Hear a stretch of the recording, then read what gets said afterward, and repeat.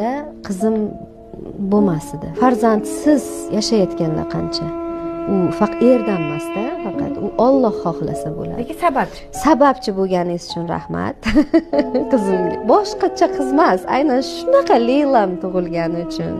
Siz sababchi bo'lganingiz uchun qizim uchun rahmat. Yaxshi kunlarimiz uchun qiynalib, siqilib, perejovat qilib, yig'lab, erkak boshi bilan azob chekib, ko'zlaridan yosh chiqib, ona, meni baxtimdan ayirmang deb o'sha paytda turib bergani uchun.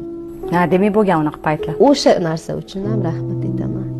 To'g'ri, oxirigacha turib berish narsa bo'lmagan, chunki qo'rqishardi, o'tda ham onalardan qo'rqishardi. Asli qayerliklar, Sharon? G'ijduvonda.